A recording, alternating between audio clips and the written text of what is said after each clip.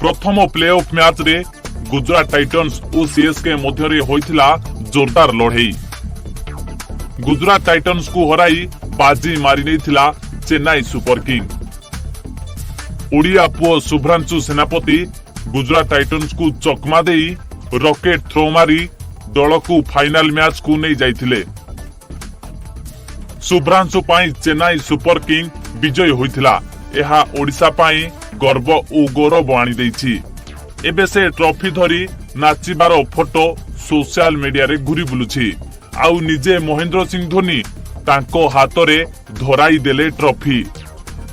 ओडिया पुओ जहा करी देखाइछंती ताहा सबुदिन पाई मने रहिजिवो। ओडिया पुओ शुभ्रांशुको खेल देखि माही खुशी रे धराई देले विजयर ट्रॉफी। जहार फोटो एबे गोटिए मोबाइल रु आउ गोटिए मोबाइल को घुरी बुलुछि। वर्ष वर्ष धरी देखुतबा स्वप्न आजी तांकर पूरा होईछि। दीर्घ वर्ष हेबो ओडिशार प्लेयर आईपीएल रे खेली पारि नथिले। एबे शुभ्रांशु आईपीएल रे खेली ओडिशा पाई गौरव आनिछंती। चेन्नई सुपर किंग दलर ओडिया पुओ हातरे रहिछि विजयर ट्रॉफी।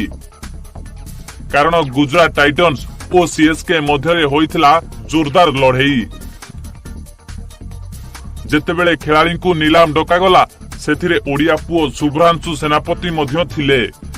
आउ तांकू धोनी को दल अर्थात चेन्नई सुपर किंग नैथिला 20 लाख टंका रे। एहा ओडिशा पाई थिला एक बड़ उपहार जहा शुभ्रांशु को भाग्य बदलाई देइथिला। शुभ्रांशु थिले एक्स्ट्रा प्लेयर। कौनसी असुविधा पाई जड़े प्लेयर बाहर को आसीथिले। प्रति बदल रे ओडिया पुओ फील्ड को एंट्री करथिले। तापरे से रॉकेट थ्रो पकाई ओडिशावासी को मन जिनिथिले। बेस रोमांचक थिला गुजरात टाइटन्स और सीएसके मध्य रे खेल। सीएसके 172 रन करिथिबा बेले एपटे गुजरात टाइटन्स करिथिला 157 रन। किंतु गुजरात टाइटन्स बाजी मारी नेबाकू बसिथिला। हेले ओडिया पुओ शुभ्रांशु सेनापति विजयर टीका तांको पाखरु छड़ाई आनिथिले। एबे सबुठी चर्चा ओडिया पुओ शुभ्रांशु सेनापति। नाथंगठारे एतिकी प्रार्थना करूची जे भी मो वीडियो को लाइक करी चैनल टी को सब्सक्राइब करूची तांको परिवार को खुशी रे रखिबो। आ हां कमेंट रे जय जगन्नाथ लिखि दबो।